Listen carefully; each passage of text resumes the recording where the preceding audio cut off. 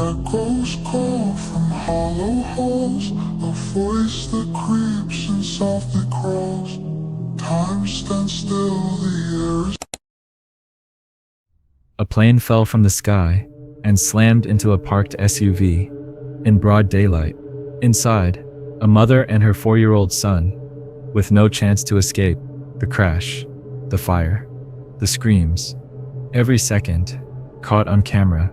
But this was just one of many disturbing moments captured in real life. And what you're about to watch next is even worse. This is 6 most disturbing things caught on CCTV. It was the early morning hours of July 26, 2024. The streets of Tarzana, a quiet Los Angeles neighborhood, lay still under the faint glow of streetlights. Then, just past 4 in the morning, a sound shattered the silence. A Lamborghini Urus, a luxury SUV, capable of immense speed, had been sighted earlier speeding along the northbound 101 freeway. The California Highway Patrol moved in, attempting to pull it over near Barham Boulevard. For a few fleeting moments, red and blue lights painted the asphalt, and the roar of the Lamborghini's engine grew louder. But instead of stopping, the driver pressed harder on the gas pedal, vanishing into the night. Officers ended the pursuit a short time later, citing safety concerns. 20 minutes later, the same Lamborghini was reported wrecked and overturned in a Tarzana neighborhood. Its metallic shell crumpled, its silence replaced by sirens and screams. No official record names the driver, and authorities haven't said why he refused to stop. But why didn't this driver pull over? Perhaps it was a stolen vehicle, its driver desperate not to be caught. Maybe it was a drunk driver, panicking under flashing lights, or perhaps it was a reckless burst of adrenaline gone terribly wrong. In any case, these are only possibilities. The truth remains buried beneath twisted steel and smoke. From the footage and eyewitnesses, what happened next was chaos unfolding in real time. A resident's phone captured the instant aftermath. The air was filled with the smell of burning rubber and gasoline. Flames licked at the overturned car, lighting up the street like daylight. One woman, later identified as Gina, recalled how she woke to the crash. I heard a very, very large crash around 4 a.m. It woke me up, she said. I ran to the window to look outside, but before I ran, I grabbed my phone to call 911 because it's not the first time I've had to call for the same reason. So, what's your name? Gina Pedersen. Can you, do you want me to tell you in story form? So Gina, what happened tonight? I heard a very, very, very large crash around 4 a.m. It woke me up. I ran to the windows to look outside, but before I ran, I grabbed my phone to call 911 because it's not the first time I've had to call 911 here for the same reason. From her window, she could see the flickering light of fire, reflecting off nearby cars. But also notable was the attraction of people. Here's what Gina said. So, as I saw that there was people running around, I knew it was a car accident, so I just called 911. They asked me what happened. I said, I don't know, there was a car accident. She further went on to say, when I was on the phone with them, the car caught on fire. I told them that, and they transferred me to the fire department. Then I just watched from the window until the fire was out. When asked if she saw the driver, Gina's voice trembled slightly. I saw a body right in front of our house, where the mailbox used to be, on the ground, moving, just a little. Then I saw them take somebody away, under a white sheet. I never saw an ambulance. I did see a body right in front of our house where the mailbox used to be on the ground, moving like they were alive, a tiny bit moving. And then I saw them somebody take the body away under a white sheet, but I never saw an ambulance. The Lamborghini had struck parked cars, a cemented mailbox, and a tree before flipping over. The force ripped bark from the trunk, leaving a scar 10 feet high. Another witness, Abraham Omar, shared his memory of that night. Me and my wife were in bed, he said. We heard this loud noise, like a car speeding, metal flying everywhere. We came outside and saw the guy. The car was laying there upside down. People were already trying to help him get out. He pointed across the street. The people from that house. They went to the car. They opened the doors and dragged him out. Then the police came. Abraham's own truck was damaged by flying debris. Big damage in my rear end, he said simply. I just went back to get my car keys because the car started catching fire. I wanted to move my truck before it burned. A third witness, Tristan, had been asleep when the noise jolted him awake. I heard a horn going off, he said. 2 of my buddies came running, saying there was a car flipped over in the yard. He ran outside and saw the wreck, flames beginning to spread from the hood. We tried getting him out of the driver's side door, Tristan recalled. My roommate ran around to the other side and helped pull him out. At first, we didn't think he was alive. He wasn't responding. Then he finally made a sound. That's when they pulled him out.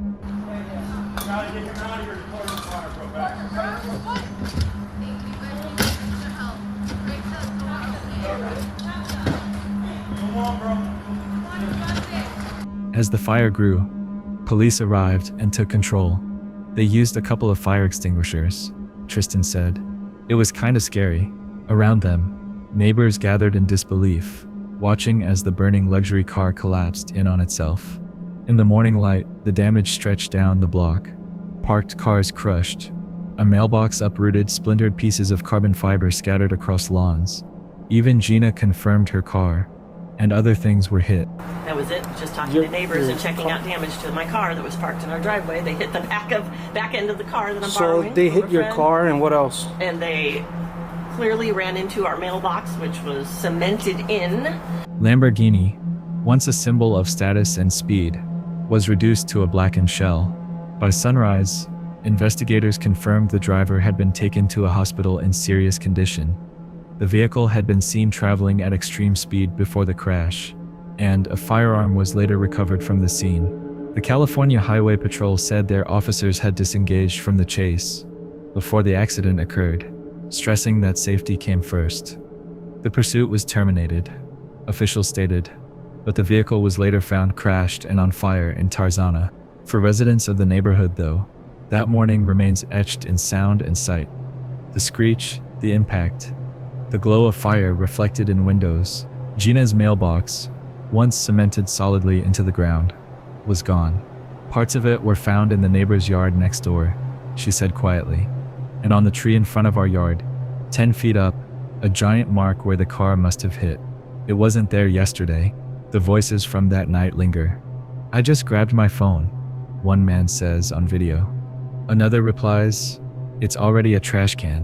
Why not? Laughter, nervous, shocked, fills the background as sirens wail. Moments of chaos, moments of humanity, people running into danger to save a stranger trapped in a burning car. And yet, the biggest question still echoes in silence. Why did the driver run? No one can say for certain. The CHP hasn't revealed the driver's identity, nor confirmed any charges. But the scene they left behind, a street scorched, neighbors shaken awake, lives nearly lost, tells its own story. In Tarzana, on that still July morning, speed met consequence, and a chase that began on the freeway ended not with sirens, but with fire, confusion, and the haunting sound of neighbors whispering into the smoke. Before we go any further, I just want to ask you for a small favor. If you're enjoying the video so far, please give it a like. And if you haven't subscribed yet, now's the perfect time. We are pushing to hit 200,000 subscribers before the year ends. It feels impossible, but I know we can achieve it together because your support has been unreal. I know you'll subscribe, so without wasting more time, let's get back to the video. The average bank in America has over 20 closed-circuit security cameras watching every corner, every counter, every doorway. One of those cameras, mounted inside Presence Bank on South 3rd Street in Oxford, Pennsylvania, recorded a sight so shocking it would later ripple through the quiet borough like a jolt. On the morning of September 11th, 2025, an ordinary workday turned into a scene that few inside would ever forget. Banks are considered safe spaces, right? Predictable, structured. But on that day, safety cracked in the calmest possible way. The surveillance video begins like any other weekday moment. Tellers shuffle papers, customers come and go. Then, at about 9 o'clock in the morning, a man steps through the front doors. He doesn't rush. He doesn't shout. He wears a dark jacket, blue jeans, and a hat pulled low. His face is mostly covered by a blue surgical mask. He walks with the quiet assurance of someone who's been inside a bank before. But this time, he's not here to make a deposit. The man moves straight past the customer line, around the end of the counter where only employees are allowed, and steps directly behind the tellers. He doesn't brandish a weapon. He doesn't issue a loud threat. What he does instead is simple, and that simplicity is what makes the footage so disturbing. He reaches over to a cash drawer, opens it as if he's done this before, and begins pulling money out by the handful. A teller recoils. Another freezes. There's no sound on the video, but you can almost feel the panic under the fluorescent lights. The robber grabs what he can, turns to leave, and that's when the unexpected happens. As the suspect starts for the exit, one of the employees breaks from shock and gives chase. You can see it clearly in the footage. The worker runs after the man, shouting for him to stop. The robber looks back once, startled, then hurries out of the building, heading west on Locust Street. The employee stops short of the doorway, standing in the frame, watching him disappear. That chase tells a story of instinct, a split-second reaction between fear and courage. It also underlines the tension of the scene. This was not a staged or practiced crime. It was a real person, making a real choice in a moment of chaos. Within minutes, a silent alarm triggered, alerting police.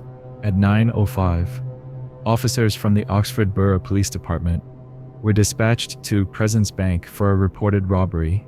The official record, listed under Incident OP 2504847, confirms they arrived within minutes. Employees described what had just happened. A man with gray or white hair, medium build, between 5'9" and 5'11", wearing a dark jacket, blue jeans, and a mask. He had demanded and obtained an unknown amount of cash before fleeing on foot. No weapon was displayed. No one was physically harmed, and yet, the psychological impact on those inside is hard to imagine. One moment, it was a normal workday. The next, their place of safety became a stage for an unthinkable act.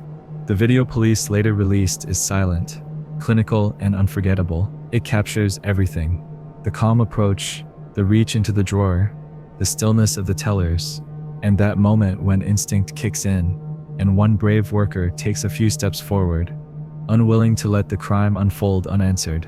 Investigators quickly reviewed the footage, canvassed nearby streets, and searched for additional surveillance that might have caught the suspect's escape route. Officers say the man fled westbound on Locust Street. So far, he has not been caught. The amount stolen remains undisclosed, a standard measure to protect investigative integrity. Authorities have not named the suspect, nor any employees involved, but the released images, especially the close-ups of the man's face and clothing, are meant for one purpose: recognition. Police ask the public to take a close look at his face, his hat, and his jacket, and to call if they know anything. Still, the mind asks questions. The report doesn't answer. Who is this man? Why would someone appearing to be older, perhaps gray-haired, calm, deliberate, walk into a bank in broad daylight and risk years behind bars for a handful of bills? Authorities have not offered a motive. But why did he do it? Perhaps it was desperation, unpaid debts, medical bills, or the crushing weight of poverty. Maybe it was impulsive, driven by a lapse in judgment, or the fog of mental struggle, or perhaps it was something more calculated. A man who believed his appearance, his calmness, would make him invisible, unthreatening, forgettable. In any case, these are only possibilities. The truth is known only to the man who vanished down Locust Street that morning. The Oxford Police Department's report offers a subtle lesson about how banks and their staff are trained to respond. Employees are told to comply, to stay calm, to prioritize life over property. Surveillance, silent alarms, and quick police response are designed not to stop the robbery, but to ensure it is recorded and reported safely. That approach saves lives, but it also means that some robbers, especially those who move quietly and without violence, can be gone before anyone outside even realizes what happened. What the Presence Bank footage captures so powerfully is the contrast between calm and chaos. The robber's smooth, almost unhurried movements clash with the rising confusion around him. The teller's frozen posture, the employee who takes a step forward in defiance, the silence that hangs over the scene. It all plays out in less than a minute, but the tension lingers far longer. Police say the investigation remains active. They continue to review tips and camera footage from nearby businesses and residents. As of now, no arrests have been made.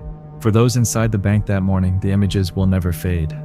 The soundless clip, circulating now across local news and social media, stands as evidence and as a reminder. Crime doesn't always come roaring through doors with weapons and shouts. Sometimes it walks in quietly, takes what it wants, and leaves without looking back. Somewhere, the man with the gray hair and the dark jacket is out there. Maybe he thought the cameras wouldn't catch him.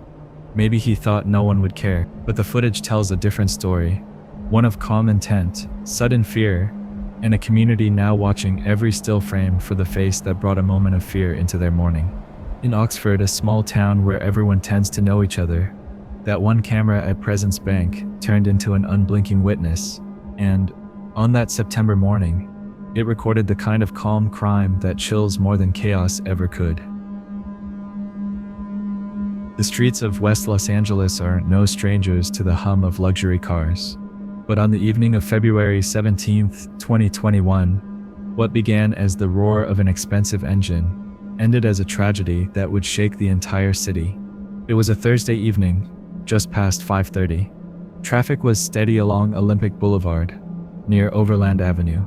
Commuters were heading home from work, including 32-year-old Manique Mu&ntilde. She was behind the wheel of her silver Lexus, on her way home from her job at a Beverly Hills medical office. Monique's family would later say she had plans that night to have dinner with her mother. She never made it home. At the same time, down the same stretch of road, a lime green Lamborghini SUV approached the intersection.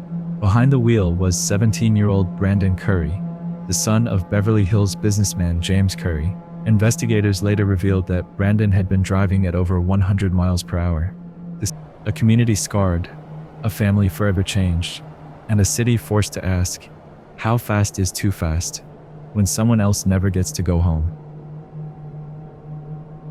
Everyone expects that a jewelry store is a place for buying and selling, a quiet showroom where customers admire the shine of gold and the sparkle of diamonds. But for one store along South Broadway in Yonkers, New York, an ordinary Thursday afternoon turned into complete chaos, and it was all caught on CCTV. It was the 17th day of February 2022. The late afternoon sun hung low, washing the storefronts in gold.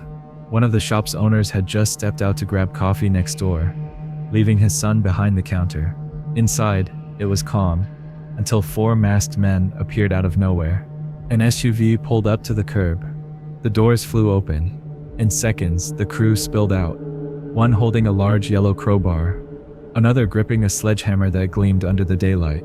Without hesitation, the man with the hammer swung hard at the glass front of the jewelry store. The first hit cracked it, the second shattered it completely. The alarm blared through the street. Shards of glass rained down as the robbers climbed through the broken display window. Behind that counter stood the owner's son, frozen for only a split second, before instinct took over. He swiped at the thieves, trying to push them back, trying to save whatever he could from years of family labor. The father and the owner of the store had some words to say. When he hit it a few times, my son was here, he ran to the window. Within seconds, the robbery turned to chaos. Jewelry clattered to the floor, some of it slipping from their hands as the robbers scrambled to escape. One piece after another scattered across the sidewalk. The jeweler rushed out through the shattered frame of his store, heart pounding, and grabbed the sledgehammer the robbers had left behind. He tried to block the SUV from leaving, waving the hammer in desperation, but the masked men jumped in and hit the gas. Still angry and shaken, the owner then focused his attention on the robbers. These people just come to make a party over here. These people don't get scared for nobody. The black SUV tore down South Broadway, speeding through the busy intersection, just as police sirens began to wail. Witnesses on the street ducked for cover. One man who lived nearby said this. I heard this long screech, but I'm kind of laying down, and then all of a sudden I hear more and more sirens. The chase stretched across several streets. Less than 10 minutes later, the getaway vehicle lost control and slammed into a house several miles away. The crash was so strong that car parts littered the front yard. The robbers jumped out and ran in different directions. Helicopters hovered above the neighborhood as police and K9 units flooded the area. By nightfall, 3 of the 4 suspects were in custody. The 4th, believed to be the driver, was still on the run. All the arrested men were from the Bronx. One just 25, another 35, and the third, a 30-year-old who had an outstanding warrant in New York City for attempted murder. Police confirmed that one of them was hospitalized from injuries sustained in the crash. Detectives later revealed that the crew might have been responsible for other smash-and-grab robberies around the city. There was an earlier report of these same suspects casing another jewelry store earlier that day, said one Yonkers police official. So we're looking at everything to see what's connected. In the wreckage of the SUV, officers found jewelry, some of the very pieces dropped in the rush to escape.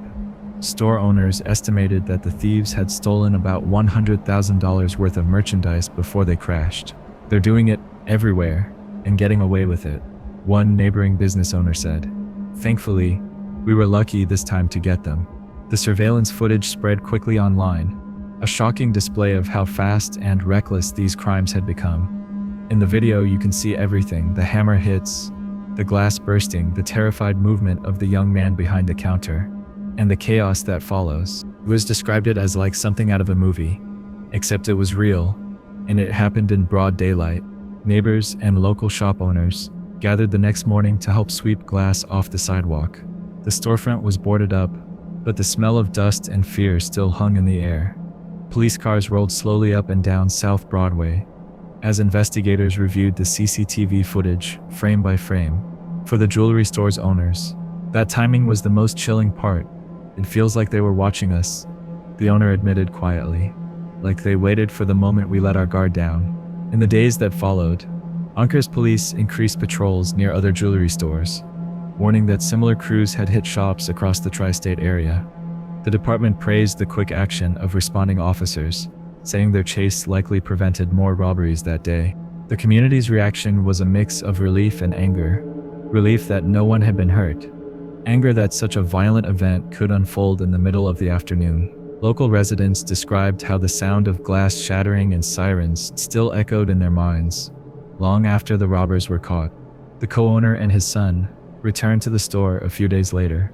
They swept up what remained of the broken cases, replaced the door, and repaired the window, but the emotional damage would take much longer to heal. You work your whole life to build something, the owner said softly, and in 1 minute, they destroy it. The suspects who survived the crash faced multiple charges: robbery, grand larceny, and criminal possession of stolen property. Investigators also coordinated with New York City detectives to see if the group had links to smash and grabs in Manhattan and the Bronx. Even with arrests made, the story struck a nerve. The video continued to circulate as a grim reminder of how fast things can change. One moment, a son stands behind the counter, waiting for customers. The next, he's facing down men with hammers. On September 18th, 2022, a routine stop at a city gas station turned into a blur of fired rounds, shattering glass, and a scramble for cover that would be caught in cold, unblinking surveillance. The clip opens like so many convenience store moments do. A man walks out of the store. Another man, moving near his waistband, follows. The camera is steady. The light from the canopy pools on the concrete. Ordinary becomes dangerous in the span of a single heartbeat. The man at the car reaches down and pulls out what appears to be an AK-style pistol. In the raw footage, there is no dramatic buildup, just motion. Then shots ring out. The clerk's camera captures the impossible geometry of bullets, striking glass. You can see the bullets hitting the windshields. The sound is sudden and sharp. People dive for cover. Bystanders run toward their own cars or behind pumps. Hands over faces, phones forgotten in pockets. The two combatants trade fire in a small exposed arena. One runs from the middle of the gas island toward the street. The driver continues to fire as he tries to leave. The video freezes on the moment of chaos. Muzzle flashes. A man sprinting past gas pumps. The glass of windshield spiderwebbing under impact. Amid the chaos, a woman stumbles out of the store, clutching her shoulder. She walks into camera view, cradling the wound. The footage shows her moving slow and deliberate, her face pinched with shock. A voice on the recording reports plainly. A woman comes out holding her shoulder after she was shot, her condition not known this morning. There is a human pause between the lines in that narration, the kind that marks how small details become everything in the minutes after violence. First responders raced to the scene. Witnesses, who spoke later, said they were stunned by the suddenness. One passerby, still breathing hard, described the moment by saying, "It was like an explosion." Another simply said, "I thought a bomb went off." These are not dramatic flourishes, they are the real impressions of people whose routines were interrupted by a cascade of bullets. Police investigators pieced together the sequence from the cameras that ringed the station. The surveillance shows two men meeting in the open, the exchange of glances, a movement to weapons, and then gunfire. Bullets splinter the windshields. The shooter who flees vanishes into the night. As of the initial reports, authorities said no one had been arrested. That fact, short and chilling, hangs over every frame.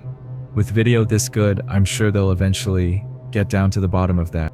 What the footage makes brutally clear is how quickly a place built for small transactions can become a battlefield.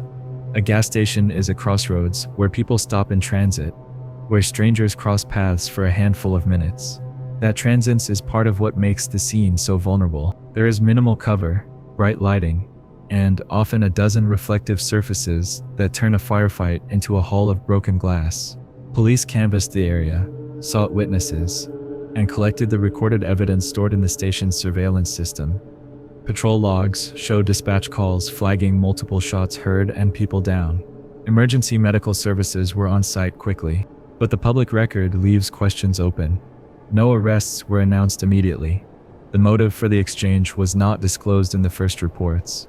Was this a targeted confrontation, a robbery gone sideways, a personal dispute spilling into public space? The video alone cannot answer why two armed men chose to resolve their conflict amid fuel pumps and customers.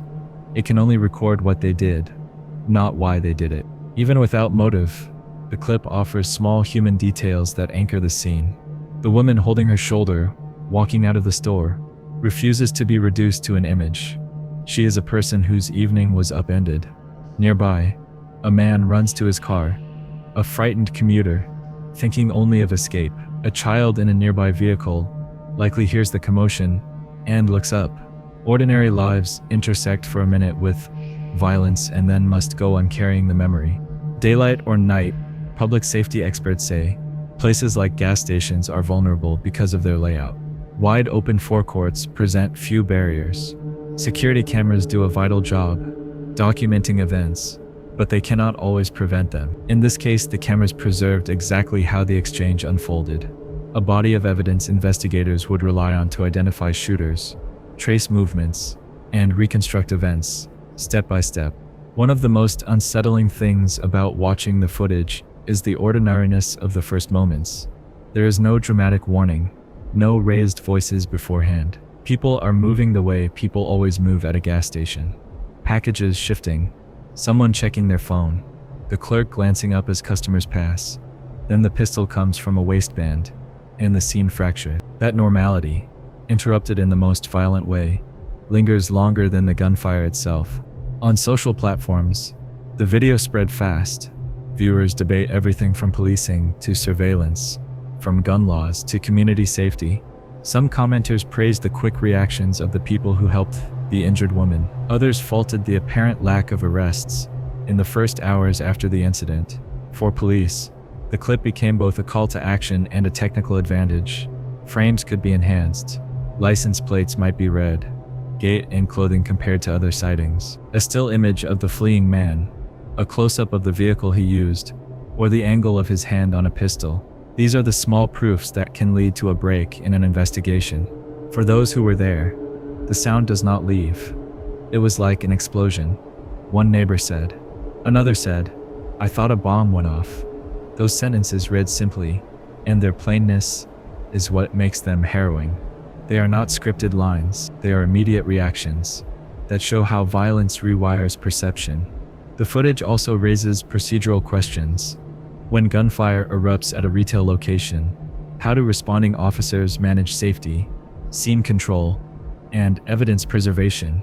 How quickly can emergency medical teams reach victims who are near fuel tanks? The police reports produced in the days after the shooting will answer the procedural details. For now, the video stands as a vivid, unedited record.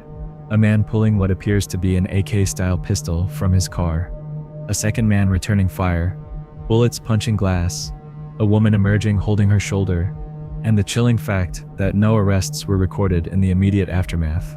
In the weeks that followed, police asked the public for help identifying the shooters and the vehicle.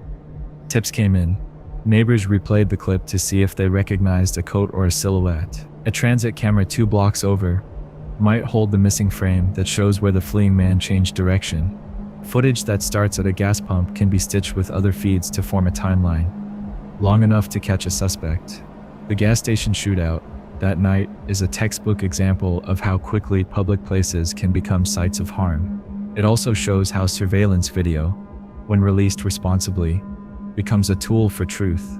The camera cannot fix what happened, but it can make the facts plain. It shows the moment a community's calm was broken and leaves behind images that demand answers. And so the city waits for those answers. Investigators examine frames. Witnesses are interviewed. The woman who walked out holding her shoulder heals, or struggles, and the people who stood in the pumps that night carry the memory forward. The footage remains stark, silent, and forever a record of a minutes-long exchange that turned a gas station into a scene none of the people there will forget. The afternoon began like any other in a quiet Pembroke Pines neighborhood. Children might have been playing inside, someone washing a car, a neighbor checking the mail. Then the sky itself seemed to break open. A single-engine plane, a Beechcraft Bonanza, had taken off from North Perry Airport and was struggling to stay aloft. Seconds later, everything on the street changed. A neighbor's door camera recorded the moment in cold, unflinching detail.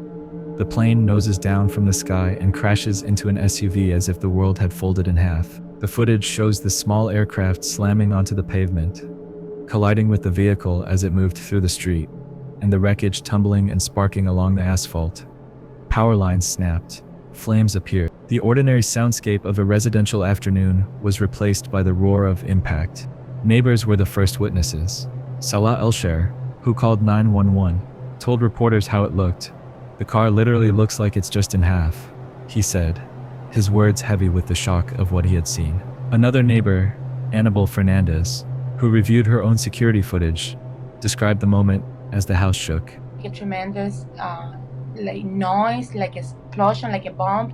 Those exact phrases, the repetition and the small stumbles in speech, capture how suddenly a familiar place can become unreal. Inside the SUV were a young mother and her little boy.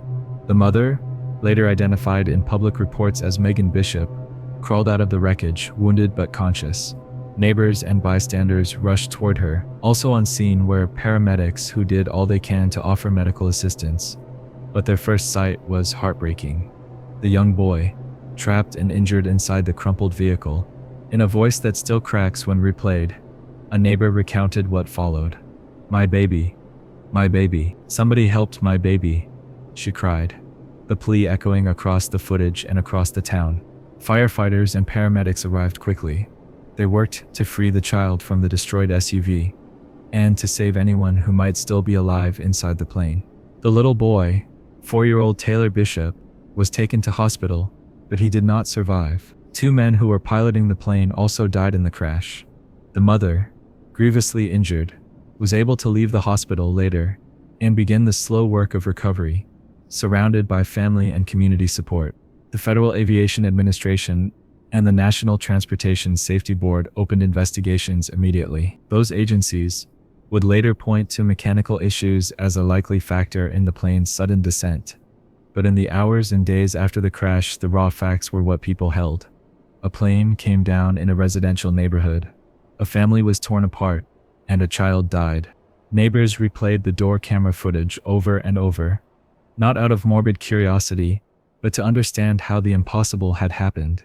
In the recording, the plane appears almost like a body falling from the sky, its trajectory baffling and terrifying to anyone who watched it frame by frame. Outside the wreckage, the neighbors became the first responders. People who had never imagined themselves in such a role checked for signs of life, called for help, and cradled the mother as she begged for assistance. The scene on the street became a sequence of small human actions amid devastation. Neighbors putting blankets over survivors, someone handing water to exhausted emergency workers, bystanders passing along information to dispatchers so the right resources could arrive. The plane's path was a narrow line of destruction. It took out a power line, leaving the block briefly dark and complicated the rescue. The SUV, caught under the weight of the aircraft, was crushed in a way that neighbors described as if the car had been in half. Those stark, literal images are what reporters used to convey both the fury of the impact and the enormity of the damage. Public officials moved with the steady, procedural attention such tragedies require. Fire chiefs confirmed the details they could. The plane had returned to the North Perry area and crashed just before 3 in the afternoon. Emergency medical services responded, victims were transported, and an investigation began. The NTSB, tasked with figuring out what led to the crash, would later examine maintenance logs, pilot records, and the wreckage itself to determine if mechanical failure, human error, or a combination of factors led to the fatal descent. Even as investigators gathered facts, the neighborhood grieved. The school where the mother of the boy who died tragically held moments of silence. Community groups organized support for the family. Neighbors left flowers at the site, and an impromptu memorial grew where people had seen a young life end so abruptly. The mother's employer and local officials issued statements urging privacy and promising to help in any way they could. No amount of public condolences could erase the images that had spread across phones and local news feeds. But those messages did offer the family something the footage could not: the knowledge that a community remembered and cared. The footage itself became part of the public record. It provided a visual timeline that investigators could use to reconstruct the plane's descent and impact sequence. That raw visual evidence often becomes pivotal in aviation investigations. Frame by frame, engineers and investigators trace the aircraft's attitude, observe control surfaces, and look for signs that systems failed. For the public, though, the footage is more than data. It is the last image of a normal afternoon, and the first image of a day that would never be the same. The grief in Pembroke Pines stretched beyond a single family. In a suburb where people expect safety, a crash like this changes the way a community thinks about risk and fate. The simple acts of driving down a street or stepping outside are recalibrated. Parents watch their children a fraction longer at the playground. Neighbors check in with one another.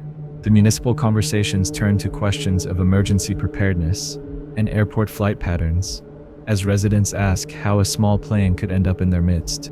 When the formal investigations concluded, they would offer explanations and recommendations designed to prevent future tragedies. But nothing can alter the reality of that afternoon, when a small plane fell from the sky and landed on a car, taking a child from his family and leaving a mother to rebuild a life in the long shadow of loss. For the people on that street in Pembroke Pines, the memory of the crash is not a news item to be scanned and forgotten.